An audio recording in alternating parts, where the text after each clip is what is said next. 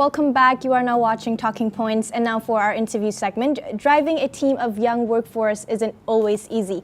A high level of motivation and guidance are a key factor to how well they can put on their best performance in an organization. And that is what the team at Thriving Talents aim to do. To tell us more about the Gen Y and Millennials workforce and how to keep them on their toes, we have the man behind Thriving Talents, Michael Teoh, to give us a better insight. Hello, Thank Michael. you so much, Shasha, for the great introduction, and hello everybody watching at home. And yes, I am a believer where you talk about the younger generation. Some people amply call them the millennials, some people label them as the Gen Zs, the Gen Ys. They are becoming a very important group that I believe businesses, even political leaders, governments around the world should address. Because number one, they form the largest group, whether it be voting power or even in consumerism. They decide on the trends that companies now put up products and services on.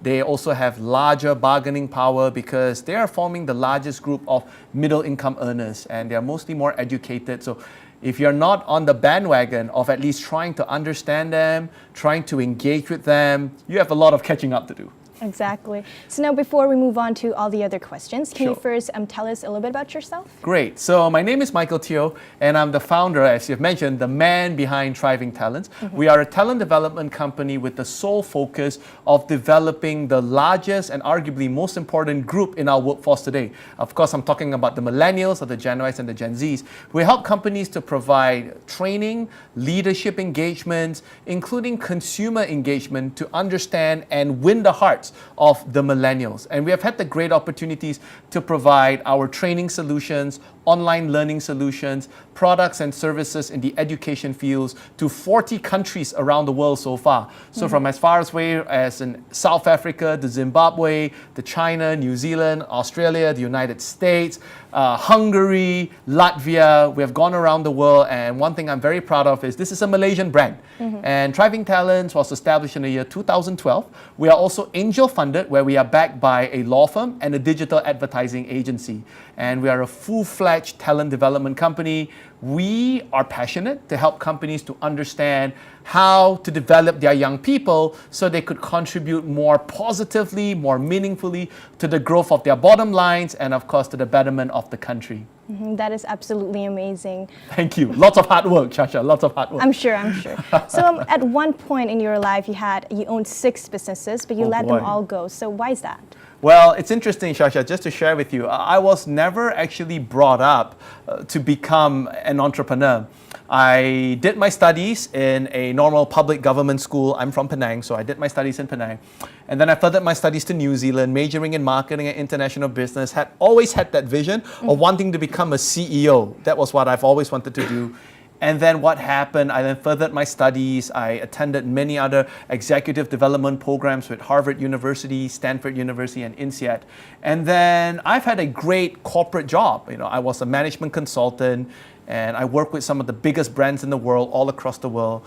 And before I knew it, because of my management consulting background, my ability to advise, consult, and coach leaders and businesses, people started inviting me to join their business as a partner. Or as a managing director, or as a director at least. And before I knew it, I owned 6 businesses. But you know something, Shasha? One of the things I realized is that you can have all these businesses, you can have all the money in the world, but at the end of the day, in my personal belief, it needs to come down to your personal satisfaction. What do you find meaning in the work that you do? And as for me, since I was a little kid, and my parents like to joke about this, they always say, you talk a lot.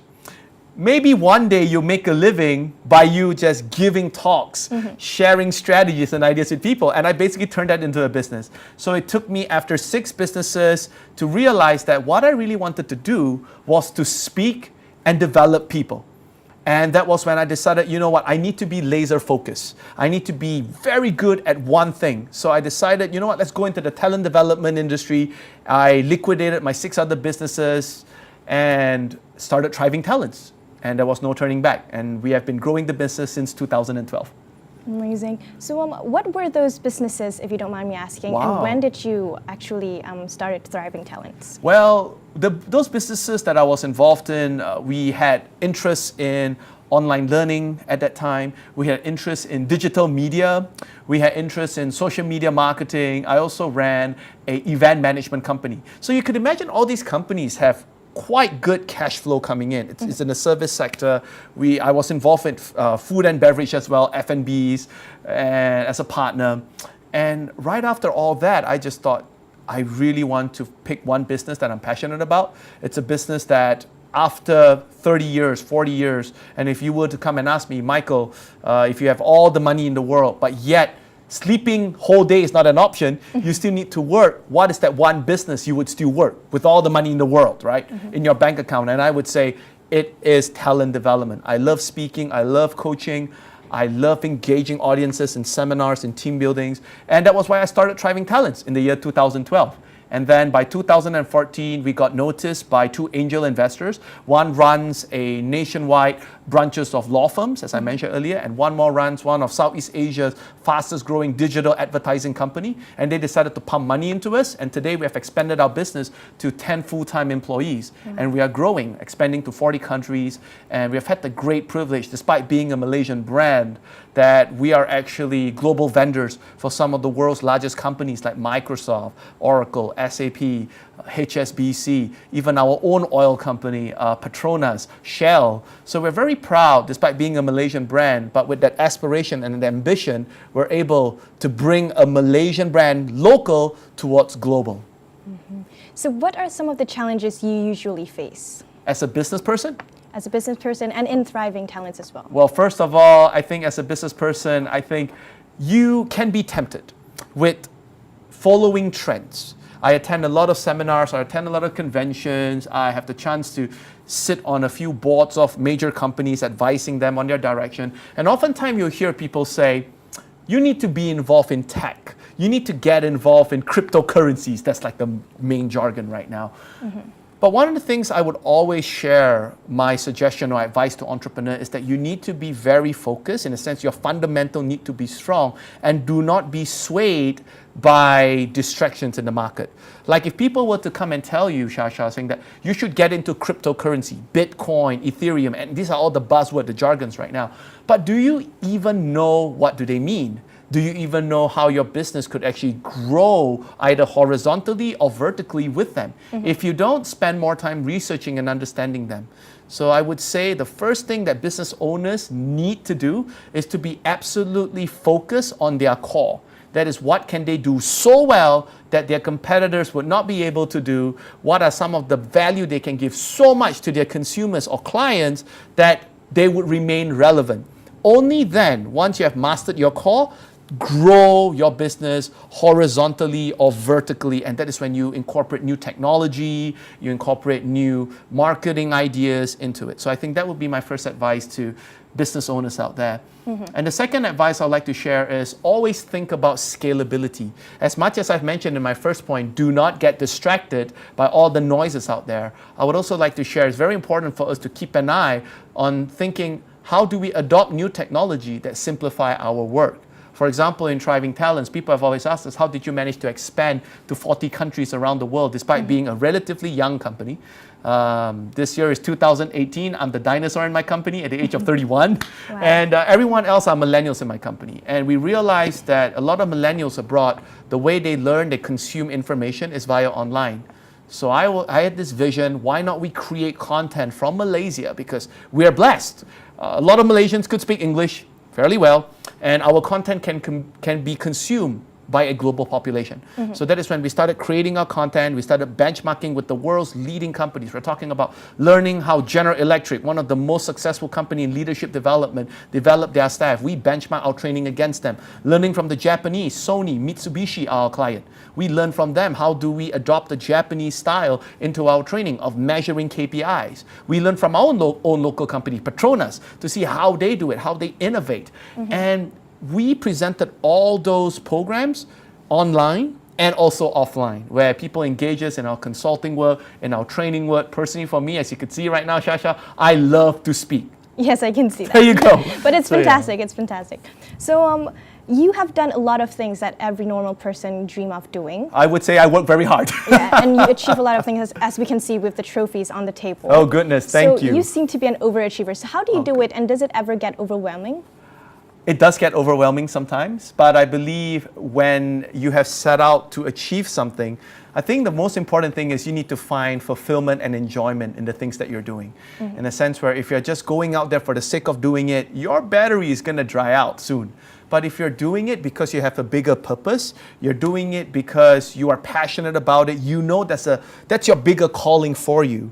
And that is when you realize that your battery never seems to run out. But of course, I need to recommend to all the entrepreneurs and all the high achievers out there, please take care of your health. I still go to the gym, I still go for joggings, and you need to have a work-life balance. During the time, I must share, I was made Malaysia's National Youth Icon twice. I'm a Malaysia Book of Records holder for having led the most extraordinary leadership experience for a Malaysian youth. I was featured on CNN a few times. I've given speeches in 3 United Nations, in New York, in Nairobi, Kenya, and also in Geneva, Switzerland. I've met great people like Sir Richard Branson, President Barack Obama, all amazing leaders who have inspired me, have mentored me along the way. But it does get overwhelming. And I think you just got to sit down and ask yourself, why are you doing this? If your why is big enough, your body will find a way how to do it. My why was big enough. My why was, I know I'm relatively younger when I started my business, and I knew that I want to be the expert to understand young people because they're going to play a huge role in politics, in business, in moving the economy, in moving social society.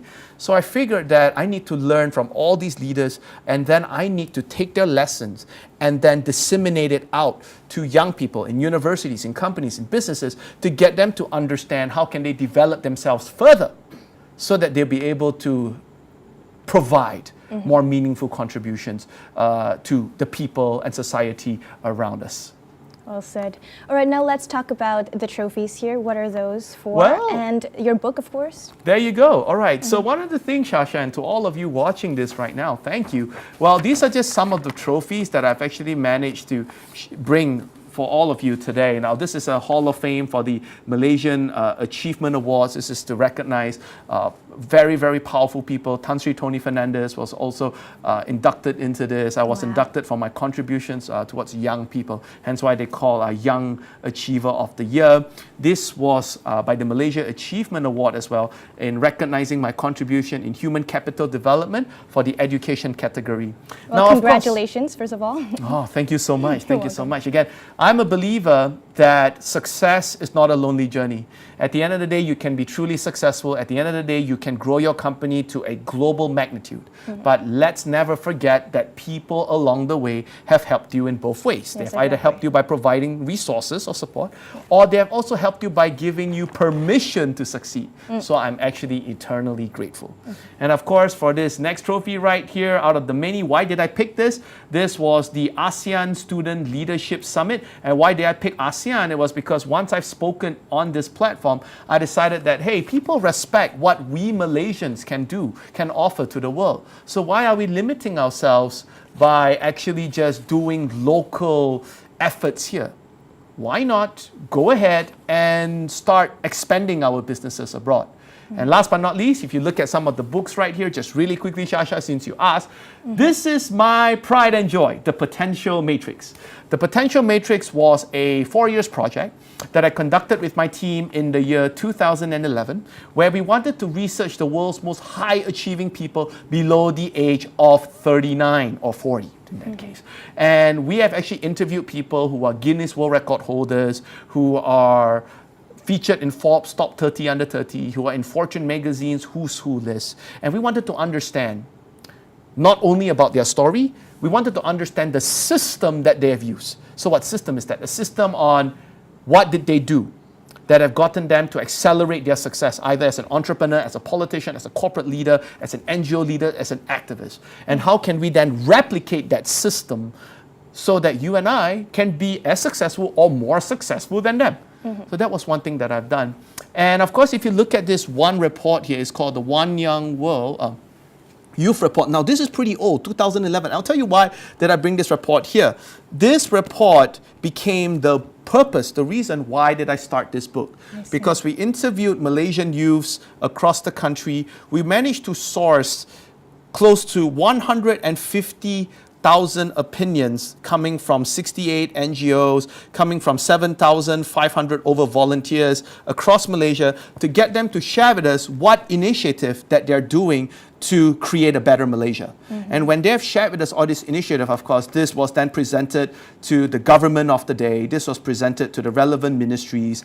And then what happened was this actually provided us with the background, the motivation, and I would say the market validation for us to start a business that was focused on developing millennials. Developing them to become change makers, developing them to become better employees in your companies, develop them to become better entrepreneurs so that all of us can make a more significant impact.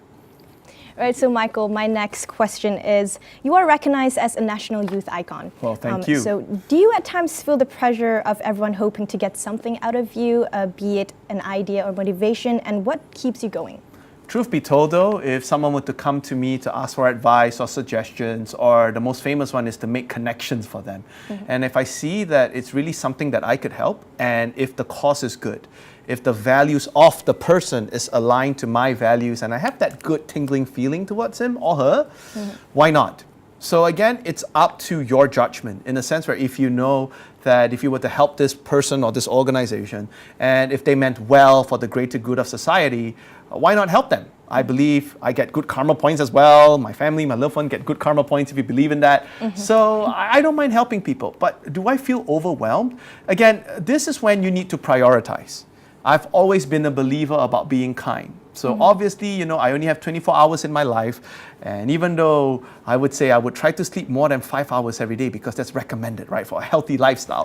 But I try my best to help as many people as I can. But you need to prioritize. You need to first, don't be a yes man. Say yes to ideas and suggestions that you feel their values or the impact that they will create is aligned to yours. Because that would allow you to sleep soundly at night.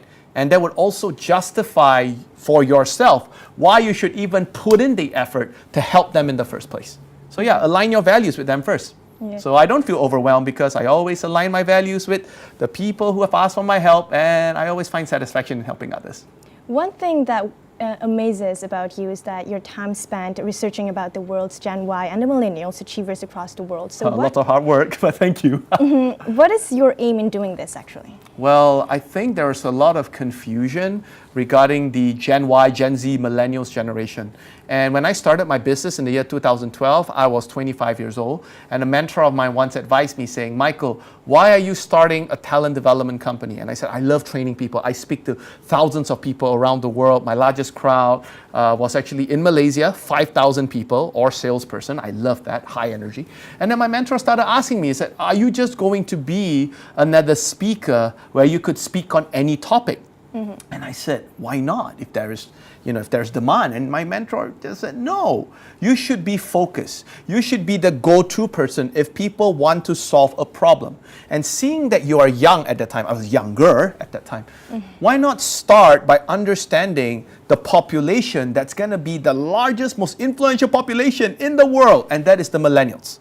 And you could see, how people right now are changing their advertisement budget right now. They're changing it towards social media advertisement. People are now watching like this channel on Unify online. Traditional TV is now somewhat struggling. People are watching things online right now. So you can see the trend is changing. And these trends were all started by the millennials. Hence why I started understanding about the millennials. And ever since then, we have had the great opportunity to work with Fortune 500 companies across 40 countries, and we develop their high potential leaders. These are leaders below the age of 40. We train them up, we work on their leadership skills, and then they get deployed to lead other people. But who are the people that they lead? They will be leading millennials. It'll be millennials leading millennials. So that is one of the reasons why I wanted to focus my time in understanding millennials. And it's a very exciting thing, Shasha, because as the millennials continue to grow older and mature, so do I. And I start to understand more about their leadership style. And that's how I started to grow myself even more. So it's very exciting that way. So other than that, one more thing that amazes me at least is your energy. Oh, thank you. Where does Thank that you. come from? Right. So one of the things that I've learned is that I actually coach people on how to achieve their best states. And I coach CEOs, entrepreneurs.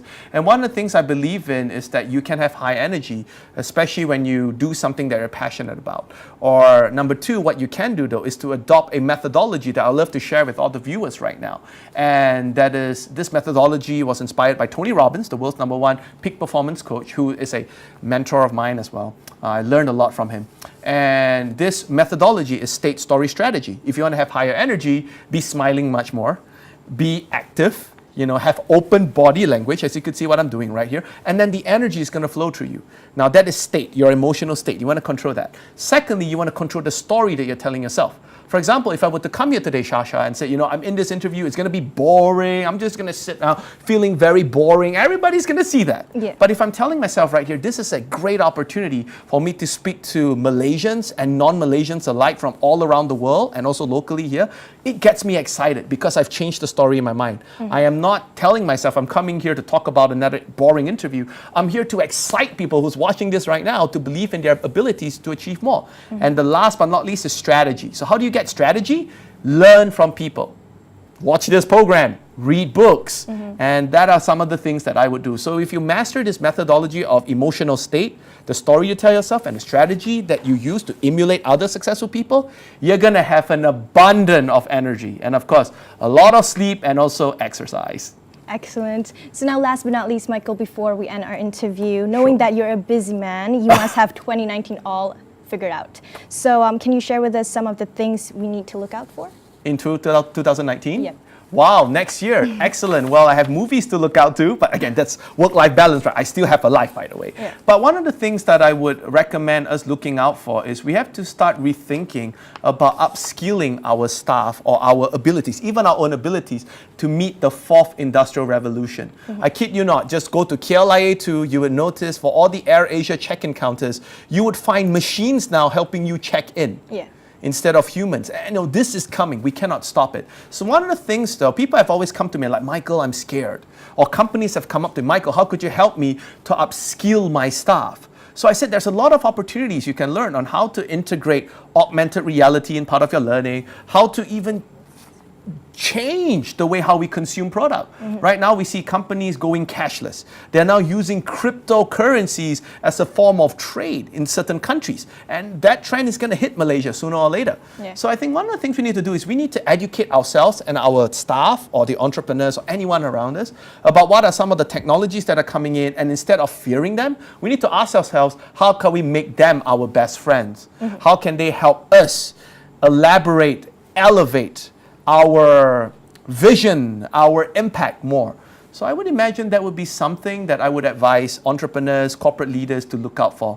Think about how to upskill yourself, upskill your talents, your employees, the people around you, so that we'll be relevant for the 4th industrial revolution. All right, amazing. Thank you so much, Michael, for joining me on Talking Points. Thank you so much. It's been an honor to meet you. Thank you. The pleasure's all mine. Thank you. And now we're taking a short commercial break, and we'll be right back after this.